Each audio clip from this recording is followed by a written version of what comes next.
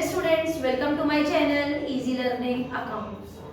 आज की इस वीडियो में हम उन्हीं एडजस्टमेंट्स को ही आगे बढ़ाएंगे जिसको मैंने अपनी लास्ट वीडियो नंबर 89 में स्टार्ट किया था in the chapter adjustments while preparing the financial statement, chapter 19। इस चैप्टर में बच्चों हमने पढ़ा था कि जैसे हम प्रीवियस चैप्टर में ट्रेडिंग एंड P&L अकाउंट बनाते थे या बैलेंस शीट बनाते थे, हम वही कॉन्सेप्ट को फॉलो करेंगे, लेकिन उसमें अगर कुछ एक्स्ट्रा इंफॉर्मेशन में एडजस्टमेंट्स दिए होंगे तो उन एडजस्टमेंट्स को भी ठीक करेंगे by passing the adjustment entry and by making the treatment not only in the trading and P&L account but also the treatment are adjusted in the balance sheets also, right. In my previous video बच्चों मैंने 5 तरीके के adjustments आपको बताए थे। पहला था हमारा क्लोजिंग स्टॉक का, दूसरा था बेटा हमारा जिसको हमें नाम था आउटस्टैंडिंग एक्सपेंसेस, तीसरा था प्रीपेड एक्सपेंसेस, फोर्थ बताया था मैंने आपको एक्यूर्ड इनकम, और फिफ्थ वाला पढ़ा था हमने अनअर्न्ड इनकम जिसका दूसरा नाम होता है income received in advance, right. तो आज हम क्या करेंगे, नेक्स्ट 5 एडजस्टमेंट्स को आज पढ़ेंगे। टोटल 15 एडजस्टमेंट्स हैं, 5 आज करेंगे, 5 प्रीवियस में करा था और 5 नेक्स्ट वीडियो में बताकर हम कंप्लीट तरीके से इसका क्वेश्चन अटेंड करना शुरू करेंगे। आज तो स्टार्ट करते हैं आज के एडजस्टमेंट को। सबसे पहले हम स्टार्ट करेंगे द पॉइंट डेप्रिसिएशन, राइट। इसका तो मैंने आपको पूरा एक कंप्लीट चैप्टर पढ़ाया हुआ है। डेप्रिसिएशन जैसा कि हम जानते हैं कि किसी भी एसेट की कीमत, घटती हुई कीमत को fall in that value of asset because of continuous use, expiry of time, obsolescence, where basic many reason of depreciation. तो उस रीजन से अगर हमारी कोई वैल्यू एसेट की घट गई है, कम हो गई है, तो दैट इज डेप्रिसिएशन। तो इसकी एडजस्टमेंट एंट्री कुछ इस तरह से होती है, depreciation account debit to assets account being depreciation charge. अब इसका ट्रीटमेंट कैसे करेंगे, तो बहुत ध्यान से देखना। इसका सबसे पहला ट्रीटमेंट, क्योंकि बच्चों ये लॉस है या एक्सपेंसेस है, लॉसेस ही कहेंगे बेसिकली हम इसको, तो मैं इसको P&L अकाउंट में डेबिट साइड दिखाऊंगी in the heading indirect expenses, right. और इसका जो दूसरा जगह होगी ट्रीट करने की वो होगी बैलेंस शीट में। जो भी कंसर्न्ड एसेट्स होगा, जैसे मशीनरी पे डेप्रिसिएशन है या बिल्डिंग पे डेप्रिसिएशन है, फर्नीचर पे डेप्रिसिएशन है, तो उस कंसर्न्ड वैल्यू में से डेप्रिसिएशन को हम माइनस कर देंगे और फिर मेन जो वैल्यू आएगी उसे हम अपनी बैलेंस शीट में दिखाएंगे। तो it is deducted from the concerned assets in the balance sheet asset side, right. अब एक नोट आपको याद रखना है, जब भी हम डेप्रिसिएशन का ट्रीटमेंट करेंगे ना, तो एक इंपॉर्टेंट बात आप कभी भूलना मत कि if the depreciation is given outside the trial balance, तो फिर ऐसे ट्रीट करेंगे जैसे कि मैंने लिखवाया। लेकिन if the depreciation is given inside the trial balance, अगर क्वेश्चन में जो हमें ट्रायल बैलेंस दिखा होता है उसके अंदर डेप्रिसिएशन दिया हुआ है बच्चों, तो हमें क्या करना है, it will be shown only in the P&L account debit side, not in the balance sheet. तो हमने क्या लिखा है, if the depreciation is given inside the trial balance it is shown only in the P&L account not in the balance sheet. तो फिर हम इसको depreciation को बैलेंस शीट में नहीं डिडक्ट करेंगे from the concerned assets, right. तो इस बात को नहीं भूलेंगे जब हम क्वेश्चन अटेंड करेंगे। आगे बढ़ जाते हैं। नेक्स्ट है हमारा इंटरेस्ट ऑन कैपिटल। कैपिटल पे जो हमें इंटरेस्ट हमें फर्म को देना पड़ता है, जिसने कैपिटल इन्वेस्ट किया है फर्म में, तो उसको उस एक्सपेंसेस को, उस पैसे को देने को हम कहते हैं interest on capital. For example, अगर मेरी फर्म में किसी ए नाम के बंदे ने पैसा इन्वेस्ट किया, अब उसने मेरी फर्म में पैसा इन्वेस्ट किया है, तो मैं उसे बदले में कुछ इंटरेस्ट तो दूंगी, तो वो इंटरेस्ट उसे हम कहते हैं इंटरेस्ट ऑन कैपिटल। इसकी एडजस्टमेंट एंट्री होती है interest on capital account debit to capital account being interest on capital charge या being interest charge on the capital, right. तो यहाँ पर हमने इंटरेस्ट पे कर दिया, या फिर being interest on capital paid भी हम लिख सकते हैं, being interest on paid capital paid, right.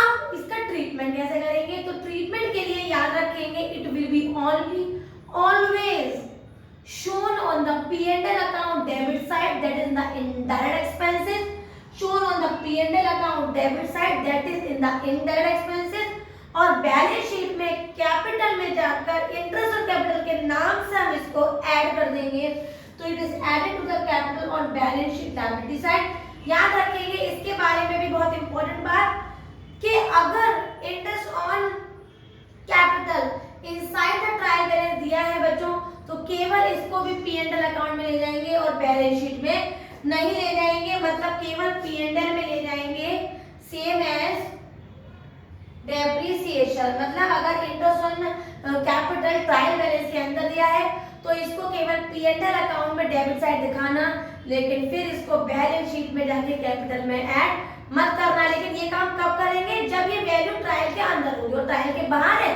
तो बिल्कुल सेम ऐसे करेंगे जैसे मैंने आपको बताया, in the P&L account debit side and also on the added to the capital in the balance sheet liability side. अब देख लेते हैं कुछ और भी एडजस्टमेंट। नेक्स्ट है हमारा interest on loan. Just like interest on capital होता है बेटा, इसमें क्या होता है, जैसे मैं एक फर्म हूँ और मैंने किसी से उधार पे लोन लिया, क्रेडिट पे लोन लिया।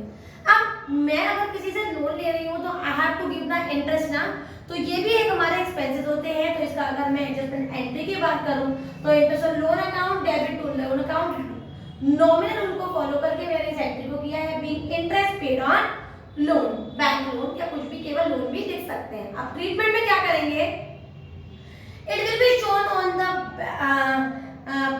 P&L अकाउंट डेबिट साइड, और बैलेंस शीट में क्या होगा, जो लायबिलिटी साइड हम लोन लिखते हैं ना, उस लोन में जाके ये इंटरेस्ट की वैल्यू ऐड हो जाएगी।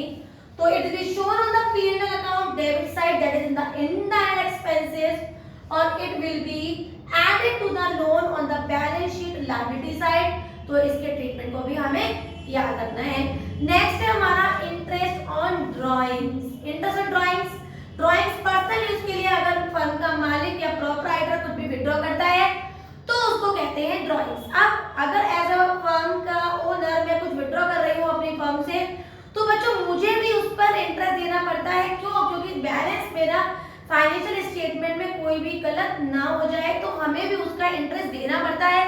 तो फर्म को यहाँ पर इंटरेस्ट मिल रहा है, तो इसका जो ट्रीटमेंट है, जो इसकी एडजस्टमेंट एंट्री है, वो थोड़ी अपोजिट हो जाएगी, और वो होगी हमारी drawings account debit to interest on drawings. तो ड्राइंग्स जो कि एक्सपेंसेस है, तो इसको हम डेबिट कर रहे हैं, नहीं सॉरी, एसेट्स रूल है, पर्सनल रूल है, तो इसको हम डेबिट कर रहे हैं, और अपोजिट में दिखा रहे हैं टू इंटरेस्ट ऑन ड्राइंग। यहाँ नॉमिनल को फॉलो कर रहे हैं क्योंकि पैसा फर्म को मिल रहा है, ठीक है।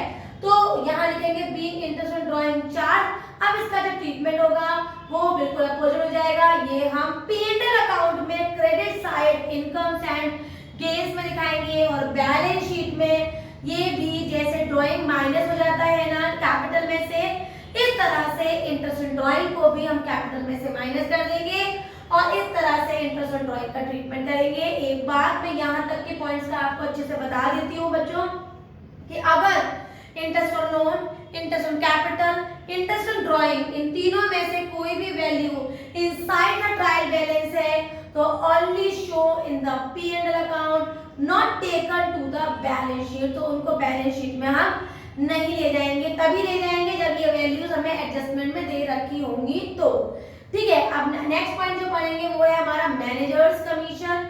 मैनेजर कमीशन वो होता है जो हम मैनेजर वर्क कर रहा है हमारे ऑर्गेनाइजेशन में, उसको जो कमीशन मिलता है वो हम देते हैं। याद रखना कि मैनेजर का कमीशन बच्चों हमें हमेशा नेट प्रॉफिट पे देना है, ठीक है। तो नेट प्रॉफिट पे हमेशा मैनेजर का कमीशन निकलेगा। एक छोटी सी बात ये याद रखनी है, और दूसरी बात हमें ये याद रखनी है कि इसका पहले का एडजस्टमेंट एंट्री लिख लो। तो P&L account debit to manager's commission, ये इसकी एंट्री हो गई। अब इसका एक्चुअल जगह बता देती हूँ कि इसे शो कहाँ करते हैं। तो P&L अकाउंट में डेबिट साइड और बैलेंस शीट में लायबिलिटी साइड। अब सवाल उठता है कि इसको निकालते कैसे हैं, तो ये हमेशा ऑन नेट प्रॉफिट निकलता है बेटा। दो तरीके से निकलता है, on net profit before charging commission. Question में हमें कुछ ना दिया हो तो बाय डिफॉल्ट बिफोर चार्जिंग मानेंगे, और दूसरा होता है बेटा on net profit after charging commission. तो यहाँ पर आफ्टर वर्ड हमें दिया होगा। बहुत ही सिंपल कॉन्सेप्ट है, फॉर्मूला देख लेते हैं। नेट प्रॉफिट लिखेंगे, इनटू लिखेंगे रेट जो क्वेश्चन में दे रखा होगा और जो वैल्यू आएगी, जो जगह बताई है, उस हिसाब से वो शो कर दी जाएगी। क्लियर है? और आफ्टर चार्जिंग दे रखा है तो नेट प्रॉफिट लिखेंगे, जो हमें क्वेश्चन में हम निकालेंगे नेट प्रॉफिट, और यहाँ लिखेंगे into rate upon 100 plus rate, और डिवाइड करेंगे 100 प्लस रेट से, और ये आफ्टर चार्जिंग का फॉर्मूला लगाएंगे।